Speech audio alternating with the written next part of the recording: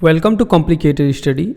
आज हम देखेंगे BA first year political science के जो सीरीज हम लेके चल रहे हैं उस सीरीज का तीसरा वीडियो। और अगर आप बीए फर्स्ट ईयर का जितना भी इम्पोर्टेंट क्वेश्चन है उसको देखना चाहते हैं, सभी का वीडियो देखना चाहते हैं, तो लिंक आपको डिस्क्रिप्शन बॉक्स में मिल जाएगा, आप वहां से जाके देख सकते हैं।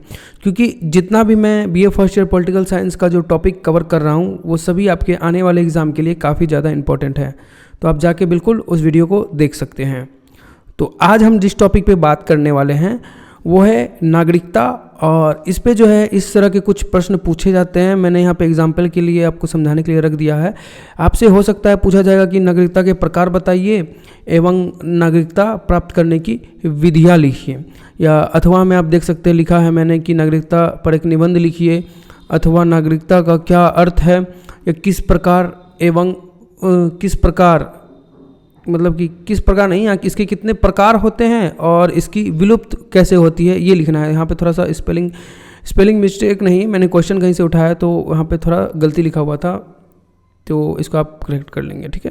लेकिन फिर भी आपको मतलब टेंशन लेने की ज़रूरत नहीं है, क्योंकि इसी प्रकार के जो क्वेश्चन बन सकते हैं, ये जितने भी क्वेश्चन आप देख रहे हैं, चाहे अथवा में यहाँ पे जो है नागरिकता की परिभाषा दीजिए और आदर्श नागरिक की विशेषता बतलाइए। तो इन सभी टॉपिक को हम इसी वीडियो में जो है कवर कर लेंगे। जो किसी तरीक़ा से जो आपके एग्ज़ाम में प्रश्न पूछा जाएगा नागरिकता से, तो आप यहाँ से समझ के बिल्कुल लिख सकते हैं। नोट्स जो हैंड रिटन नोट्स है इसी चैनल पे प्रोवाइड कराऊंगा, तो आप चैनल को ज़रूर सब्सक्राइब कर लें। तो चलिए देखते हैं। तो सबसे पहले हम यहाँ पे क्या देखेंगे, नागरिकता का अर्थ। नागरिकता का अर्थ क्या होता है ये हम देखेंगे। तो अगर हम बात करें, जब किसी व्यक्ति को किसी राज्य में रहते हुए ऐसे अधिकार प्राप्त हो जाते हैं जो उस राज्य में रहने वाले अधिकांश लोगों को प्राप्त हो, तो वह व्यक्ति उस राज्य का नागरिक बन जाता है। मान लीजिए कोई भी राज्य यानी कि देश है, वहाँ पे जो अधिकांश लोग हैं उनके पास जो अधिकार है वो किसी और व्यक्ति को भी मिल जाता है, तो वह वहाँ का नागरिक हो जाता है।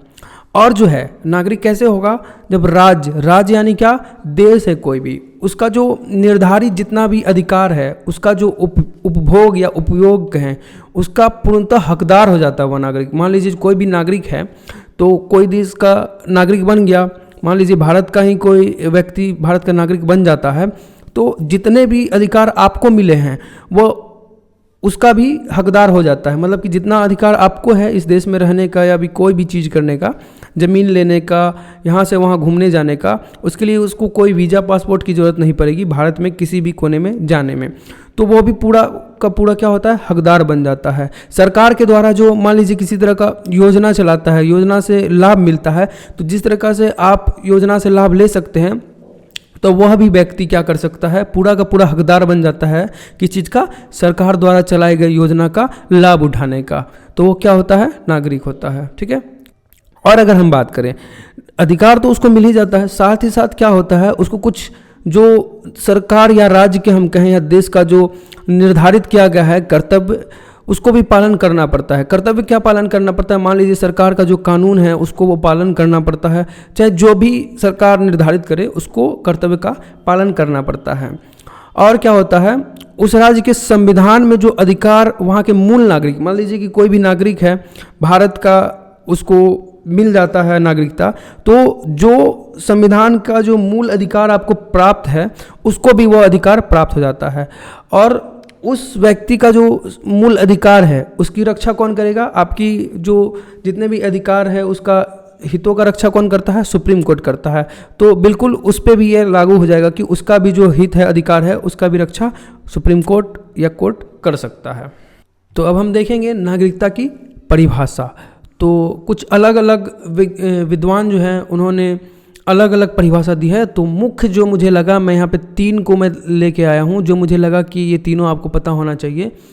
तो सबसे पहले अगर हम बात करें गेटल की, गेटल क्या कहते हैं, गेटल के अनुसार नागरिकता व्यक्ति की उस अवस्था को कहते हैं जब वह अपने राज्य में राजनीतिक अधिकारों का प्रयोग कर सकता है और कर्तव्यों का पालन करने के लिए तैयार रहता है।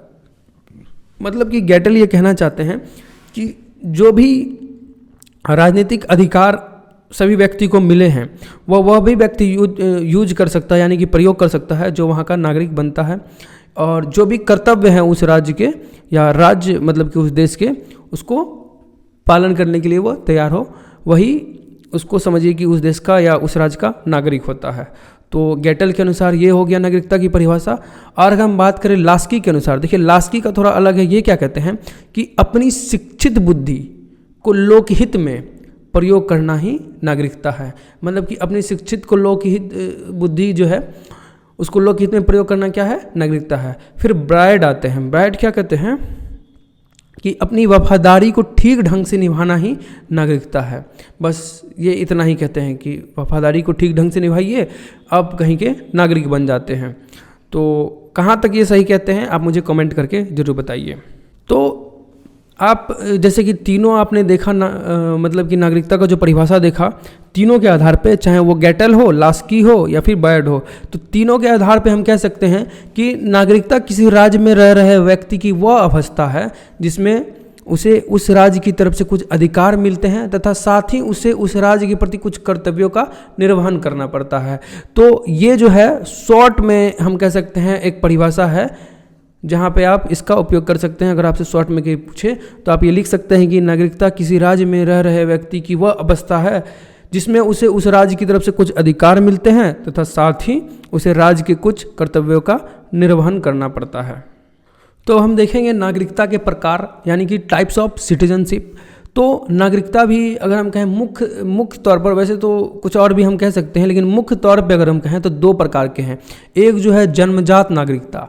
जन्मजात नागरिकता आप समझ रहे हैं यहाँ पे, जन्मजात नागरिकता यानी कि जन्म से संबंधित है। और एक है राजकृत। राजकृत यानी कि जो राज्य द्वारा या फिर देश द्वारा किसी को दिया जाता है। तो दोनों को हम डिटेल में देख लेते हैं। तो सबसे पहले अगर हम बात करें कि जब एक बच्चे को अपने जन्म से ही उस राज्य की नागरिकता प्राप्त हो जाती है तो यह जन्मजात नागरिकता कहलाती है। यह निम्नलिखित आधारों पर प्राप्त होती है।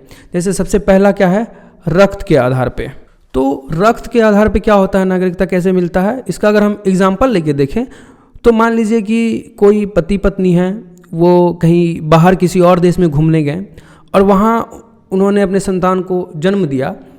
तो मान लीजिए क्या होगा, उसको ऑटोमेटिक जो है भारत की नागरिकता प्राप्त हो जाएगी। ऐसा नहीं है कि वो उस देश में गया तो भारत की उसको नागरिकता नहीं मिलेगी, उसको भारत की जो है ऑटोमेटिक नागरिकता प्राप्त हो जाती है। वह बच्चा जो है भारत का ही नागरिक माना जाएगा। तो ये तो रक्त के आधार पे हो गया। अगर हम जन्म स्थान के, जैसे कि मैंने कहा ना कि यहाँ पे हमने क्या कहा कि कोई भी देश में जाके अगर उसको संतान हुआ तो वो भारत का नागरिक कहलाएगा। लेकिन कुछ देश ऐसे भी हैं जहाँ पे अगर मान लीजिए वही पति पत्नी जाके अगर अपने बच्चे को जन्म देते हैं तो उसको वहाँ की नागरिकता ऑटोमेटिक मिल जाती है। जैसे कि हम अर्जेंटीना में एक नियम है कि कोई भी पति पत्नी मतलब प्रेमी जोड़ा जाता है, अगर वहाँ पर उसको बच्चा हो जाता है तो ऑटोमेटिक उसके बच्चे को उस देश की नागरिकता मिल जाती है। तो यहाँ पे दो नियम हैं, ठीक है। तो जन्मजात में हमने केवल इन्हीं दोनों टॉपिक मतलब कि पॉइंट को ही रखा है। मेन जो मुझे लगा जन्म स्थान के आधार पे और एक रक्त के आधार पे, ठीक है।